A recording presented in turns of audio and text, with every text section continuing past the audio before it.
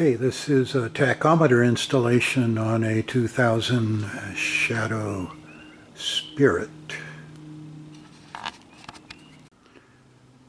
I have inexpensive canvas saddlebags that I secure with zip ties.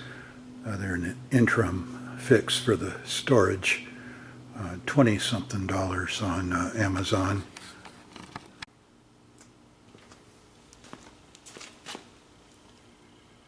See if I can do this without destroying anything. Okay, the rear seat is 10 millimeters right here.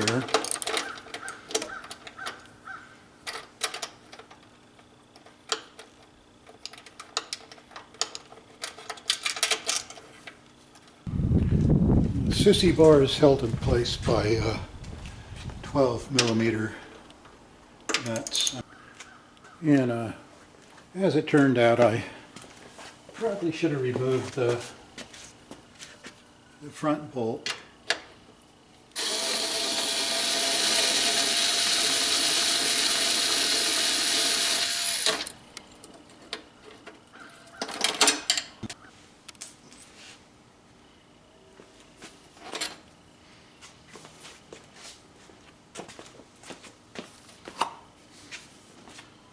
And now we're dealing with hex nuts on the main seat. I'm using a T30 Tacoma. This is not exactly a hex, but it fits. And these nuts do not have to be tightened down severely.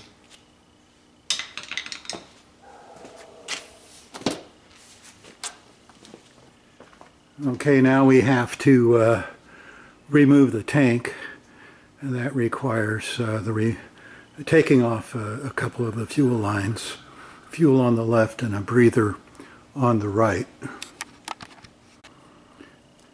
First, there is a 12 millimeter on the rear of the tank. Okay, now the fuel petcock has to be turned off, so that should be the off position right there.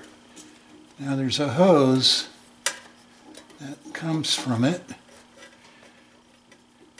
and that goes down behind the side cover, and the tube. This one did not have any kind of a clamp at all, and I just pulled it off.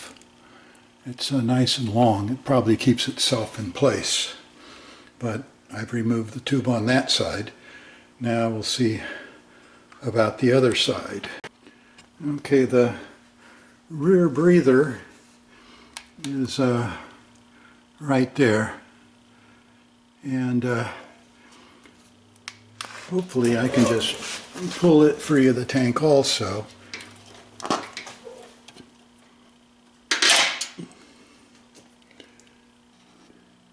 Now, oddly enough, the front nut on the tank is an 8 millimeter. And now everything should be free.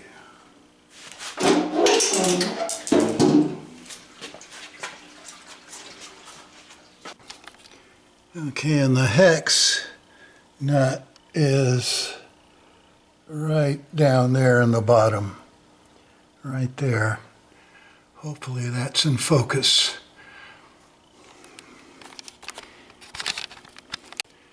And the same driver, a T30 driver that I used to remove the rear seat nuts, can be used on the side cover.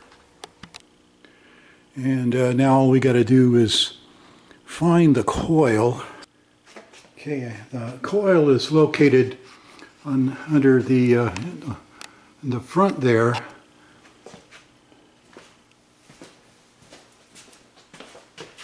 Under this, hopefully I can just take that out easily.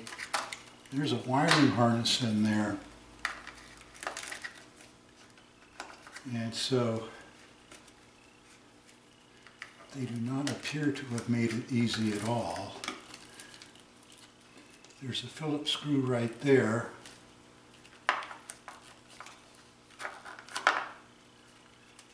And perhaps another one towards the rear. I will see if I can remove them. Okay, here's where we are. There's the box with the connectors, and there's only one connector that prevents the box from being removed. Okay, I removed two of the screws. I was unable to disconnect any of the connectors. However, it occurred to me that if I could just pull back the top of the box, there's the coil right there. So that's access. Now I just have to figure out what the negative lead is to the coil. And it has occurred to me that it's not very visible.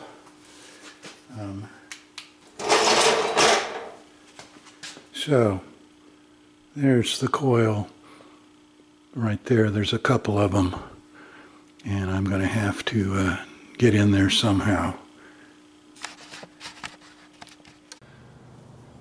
Okay, I have located the fuse box. It's the rear left passenger's peg, and the fuse box is right here, and it can be opened, hopefully, by removing these two Phillips screws here.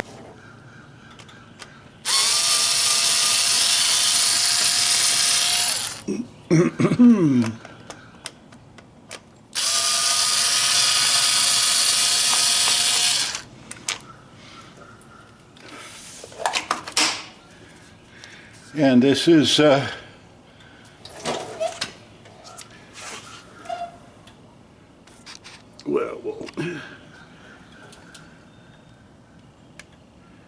that tells you which fuses are which there.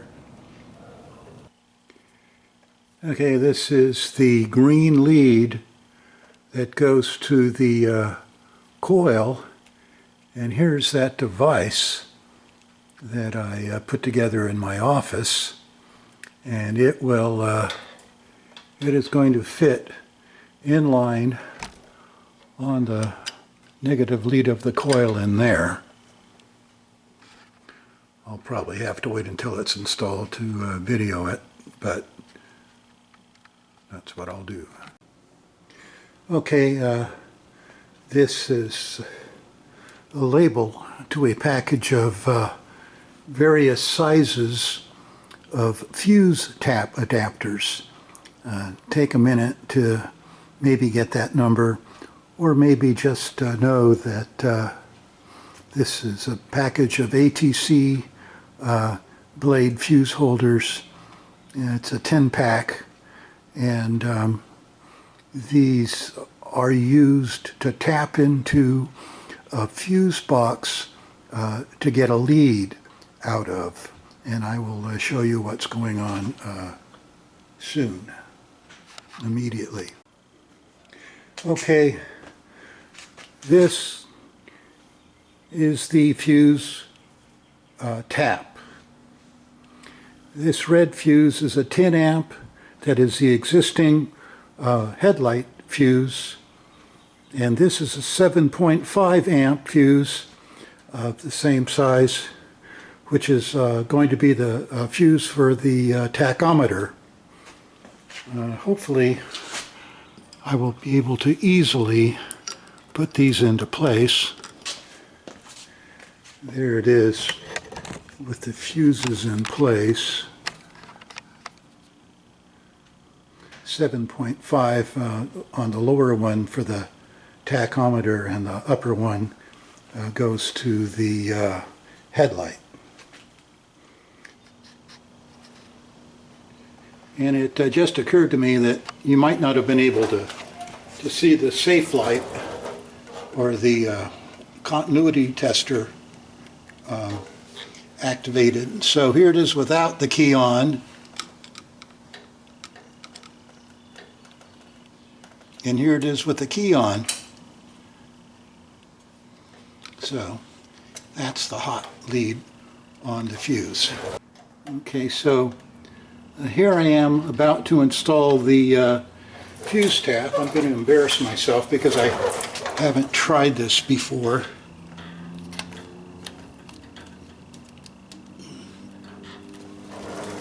But it plugs in just like that. Okay, so the light comes on, and when I turn the key off, the light goes off. So that's connected. Okay, I drilled a hole in the cover and ran the lead through it.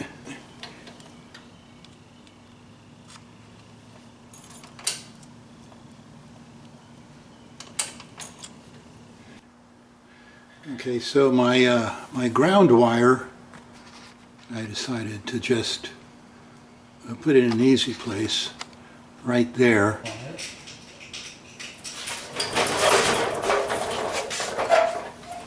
I put one of these on this wire. I put some heat shrink on to shrink it around the neck and wrapped it up with electrical tape. Okay, I don't know how in focus this is, but I think everybody's seen wires that have been twisted together and soldered, and so that's what we have here. This is coming up from the ground that I put on the battery box, and this is the lead from the tachometer. There are the grounds. These red and blue wires are to the tachometer and to the tachometer light. I'm going to twist them together and connect them to the fuse tap wire, which I'm going to run a line to right now. The wire that I'm using to hook this stuff up is this stuff. Passenger's foot peg too.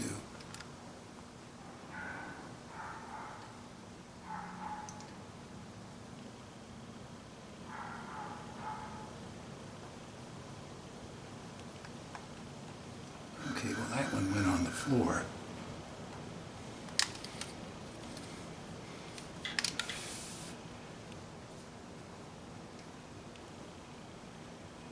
Okay.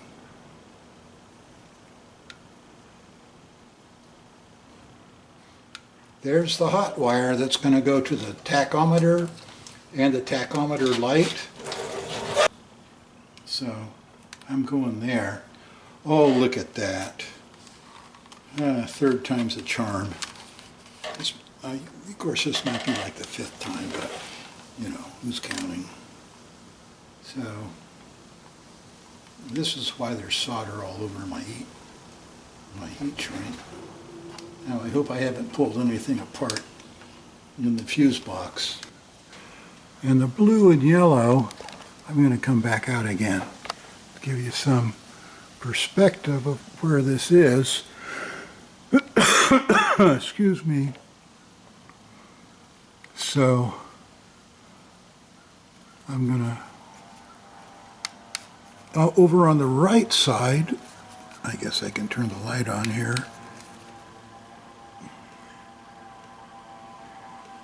That near cord, if you look at it, that's blue and yellow. So, well, I already tried my hot lead on the other side and it didn't work. So I'm going to hook this blue and yellow up and see if it works. Okay, so we're handheld here. I'm hoping there's just enough gas in the bowl to try out the tachometer this time. There's the tachometer. Please, let's go. Oh boy. Okay. So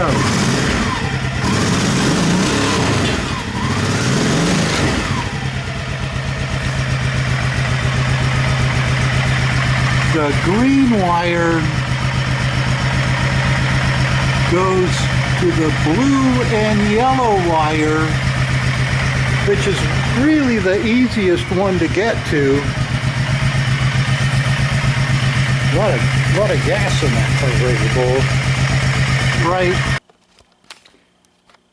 Okay, so as it turns out, the coil lead I brought over the top of the bar there, and I got it fastened with somewhat of a heat shrink tube around it, rest wrapped with tape. Okay, and it appears that the tank just goes back on really easily. Here's the lead to the Tach. There's plenty of play in it. Okay, it's everything's in and all zipped up. We're going to give it another shot here and see if it starts. Maybe I'll use the choke this time.